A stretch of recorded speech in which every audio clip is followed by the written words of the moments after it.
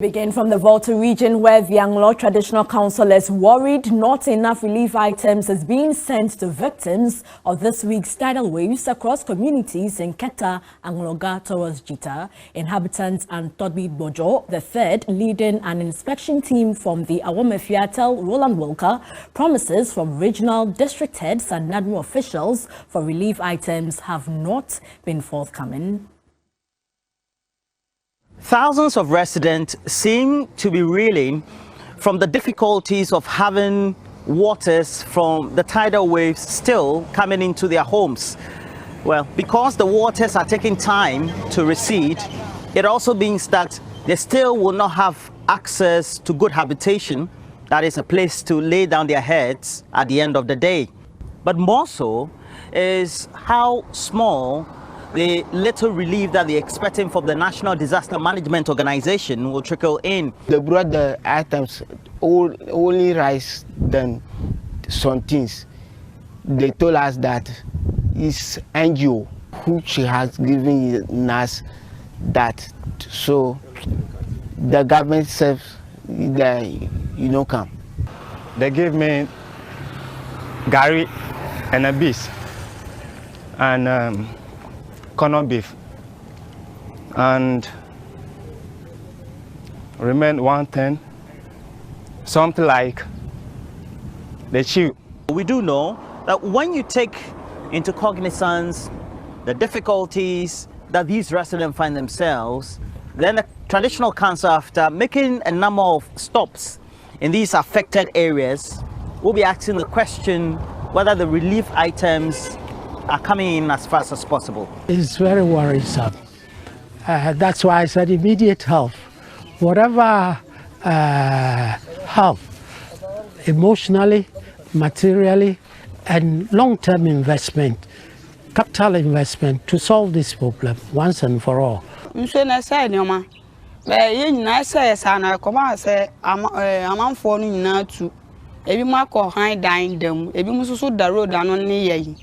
Nti akoye se ese nyama so saa no obi ani ba bia obekọ na obi asu ni fie bia wo ho a obe kakọ sue saa fie ni nti de atwa ne se ye betena road ano ade sane ato kenkeni yedi me nya hu pani bia ye de na so nra obi mu ba ha se ne ekọ no oba ma mpanifo aso ate na o ma aboa yen.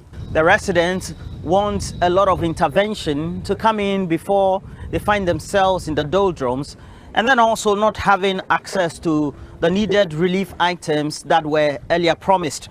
We visited a number of the communities, and it looks like the intervention from the various municipal or district heads and then also the regional authorities need to come in as fast as possible beyond the normal talk that has been happening in the national media.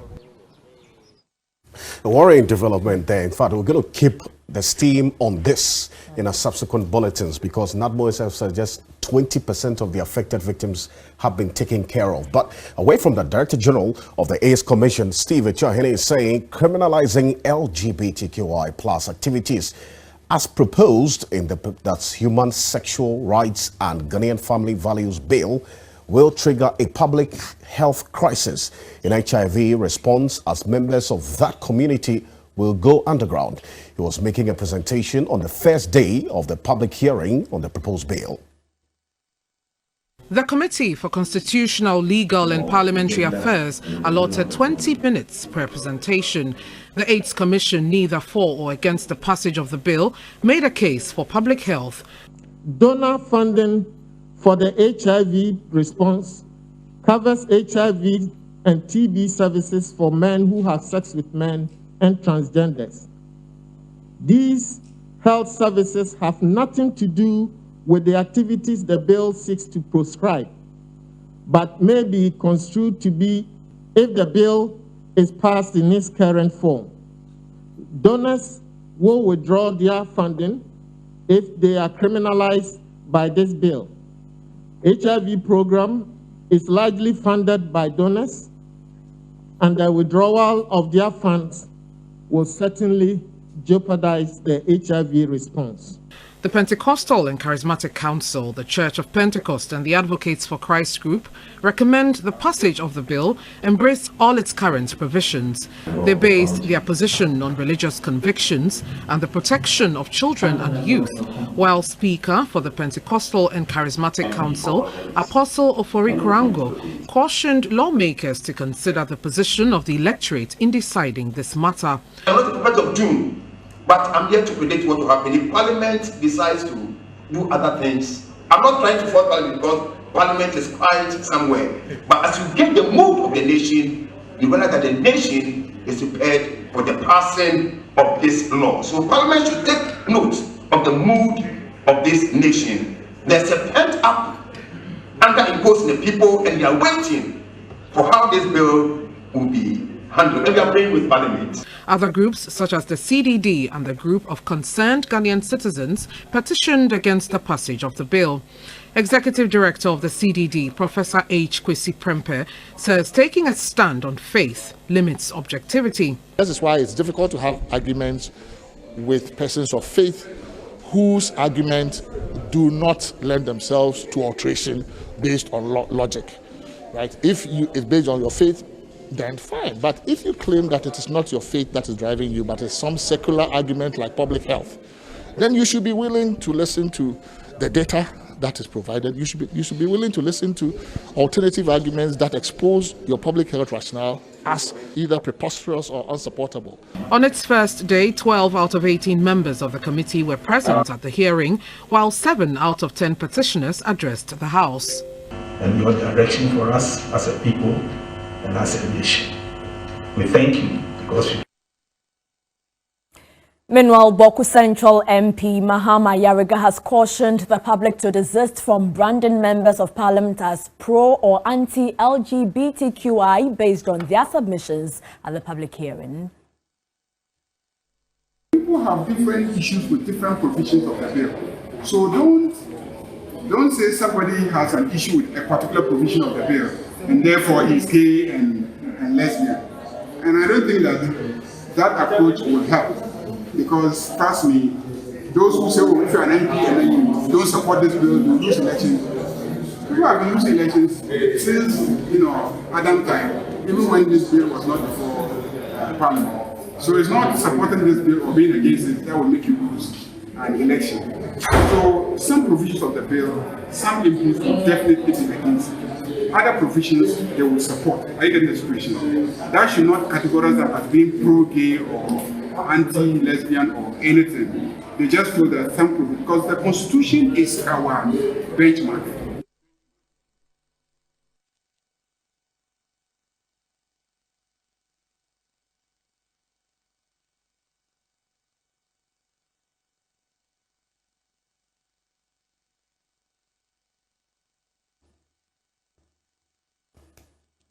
We'll bring you more on the coverage of the public hearings on the anti-LGBTQ+ bill in the subsequent bulletins in the coming days as well. But the NPP has rubbished assertions made by former President John Mahama at his Thank You Tour public lecture, describing the NDC 2020 flag bearer as, this is the quote of the NPP, power-hungry leader. NPP's Director of Communications, Yabuabeng Asamoah, at a news conference insisted that the former president has no solutions to the challenges confronting the country.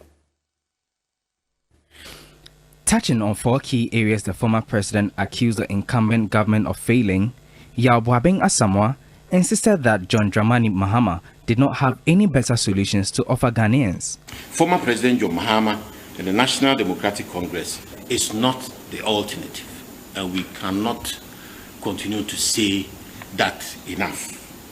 Whatever John Mahama is doing now is about John Mahama and his personal gain. On the Thank You Tour, which obviously we all realize turned into a campaign trail, John Mahama, who is seeking your mandate to come back into government for only 4 years, spoke about 4 themes, none of which he offered solutions for. The MPP Communications Director laughed off Mahama's submissions about corruption under the Nanado-led NPP administration. He, John Mahama, the working embodiment of corruption, the mandate to come and fight corruption. His solution to fighting corruption in his critical actions paper of 2012 was that he would lead by example. That was his solution to fighting growth. He will lead by example. This example, John Mahama, had to be investigated by his own president for doubtful aircraft procurements. Is implicated as government official one in the Airbus bribery scandal and signed off on a $1.2 billion to deliver a project, $1.2 billion to deliver a project eventually done for $4.6 million, a difference of 26,000% in savings. This example was swallowed by alleged organized judgment debt shenanigans. Yes, John Mahama can talk about corruption, but he has not the faintest inkling of integrity to combat it. He maintained that the NDC, though touting itself a social democratic party, had not lived up its tenets. A political party is free to participate in shaping the political will of the people, to disseminate information on political ideas, social and economic programs of a national character, and sponsor candidates for elections to any public office, in quotes. So the real question, ladies and gentlemen, this afternoon, as demanded by the Constitution, has the NDC, under former President and several times candidate Mahama, presented credible political ideas and a social and economic program capable of moving Ghana beyond the present and into a future of wealth creation as a social democratic party? John Mahama and the NDC are yet to deliver one socially sensitive policy for the benefit of Ghanaians to justify the attack of social democracy. In more news tonight, the Attorney General and Minister of Justice Godfrey Dame has asked the General Legal Council to admit the 499 students denied entry into the Ghana School of Law. His directive follows 2 letters from President Akufo-Addo requesting that the AG makes the necessary intervention to the General Legal Council on behalf of the 499 students to address the issue and advise that the students be admitted into the Ghana School of Law. The students had secured the 50% or more in the 2021 entrance exams, but were denied admissions after the GLC said students admitted had to secure 50% in both sections A and B of the exams.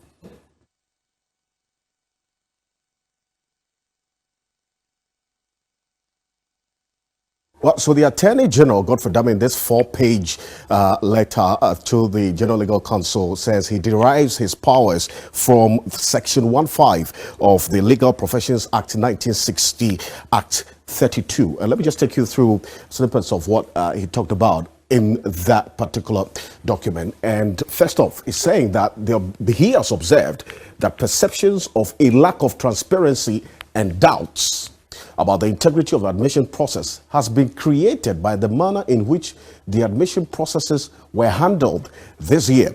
And that's the position of the AG, that the students clearly should not be blamed for it. And to the extent that despite the GLC not actually communicating that in the previous instances, the 50% is not applying to this year, he cannot blame the students for assuming otherwise. Also, he's proposed three ways in which the General Legal Council should consider admitting the 499 law students. First off, granting them deferred admission to the 499 students with effect from May 22. May 22 is the date that the AG talked about. Secondly, it's proposed that the 499 students be granted immediate admission to the entire student body with effect from November. So that's the 499 students. The third avenue that the AG is proposing to the General Legal Council is that they organize a special examination in November 2021 for the 499 students to justify the admission. And this, he says, will take a form of written essays, which obviously would be through with the justification of the GLC. So, Portia, after the tussles, the demonstrations, the court action, the Parliament's directive, which Parliament's locus was questioned, this is where we are now. We see what the outcome will be on this one. Exactly, and still in Parliament on the Attorney General, the minority has resolved to proceed with a motion to censure the Attorney General and Minister of Justice Godfrey Dame, though the AG has directed the GLC to admit the 499 law students who were refused admission for the 2021 intake at the Ghana Law School. Members say the motion is based on the AG's refusal without justifiable basis to implement the resolution of the House that the GLC admits into the Ghana School of Law 499 students who sat and passed the exams. The end game is to deal with people, is to ensure that next time any person who is given the opportunity to serve as a minister whose comfort is ensured by the taxpayer, they will speak to us more responsibly. And it was so disrespectful, the manner in which he looked at the disregard. We are citing him on the basis of his letter to Parliament, because clearly he is impugning the ability of Parliament to sanction him, and which we think that he ought not to do so. Also tonight, the National Road Safety Authority, together with the Motor Traffic and Transport Department of the Ghana Police Service, is calling for stiffer punishment for road traffic offenders. According to Engineer Mayor Briaboa, such challenges continue to mitigate against the country's road safety campaigns. My colleague Delat Michelle has been engaging both stakeholders.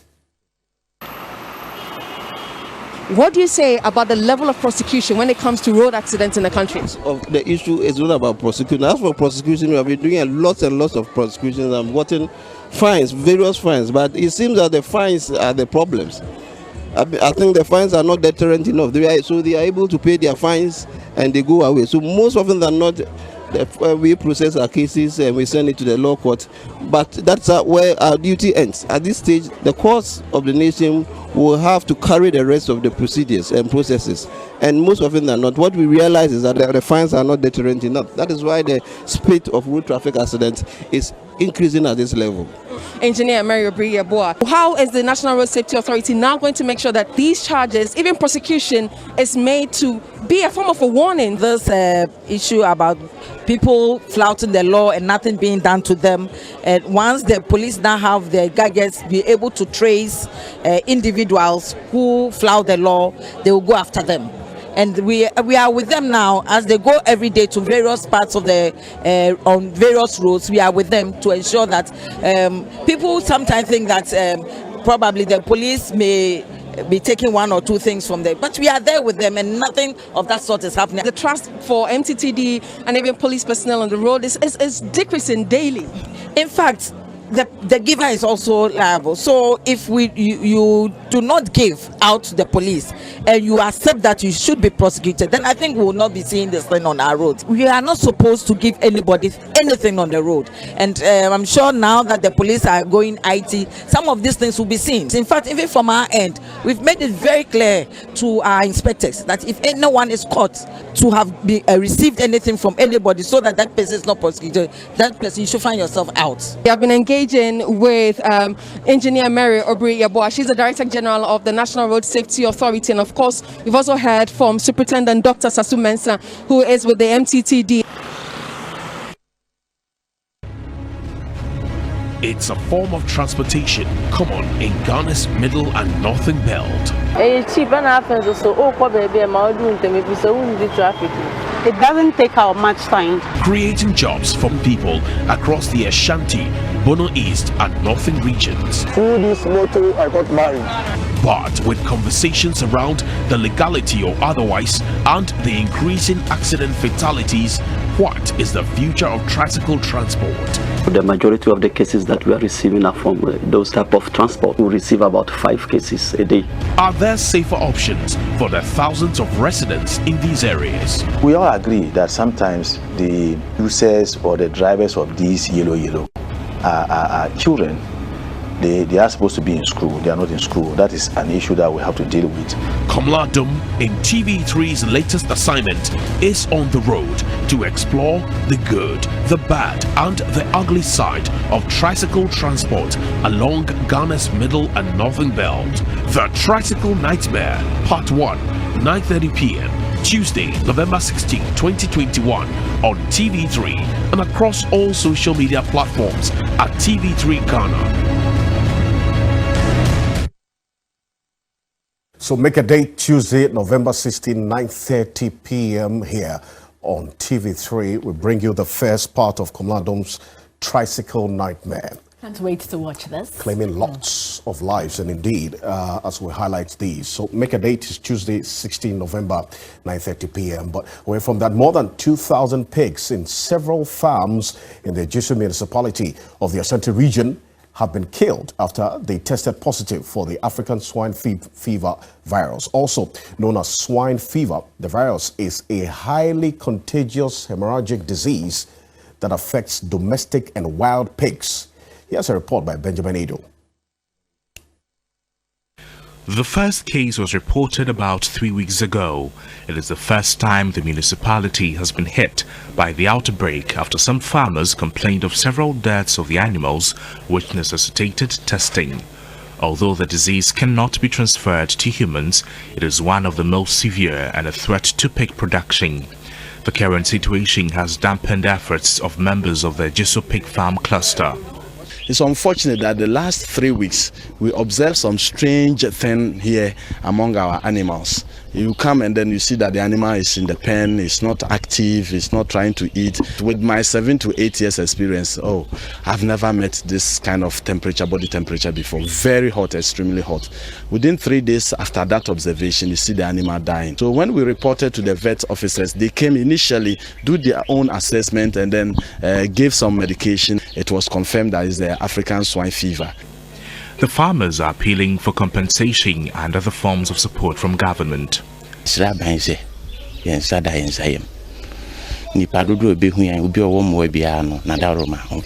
Because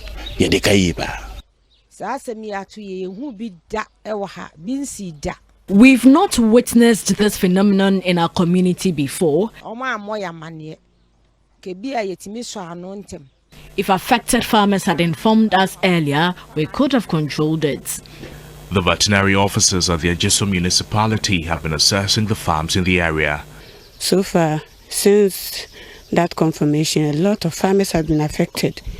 And most of these farmers that have been affected have virtually lost all their animals. And the disease is still spreading.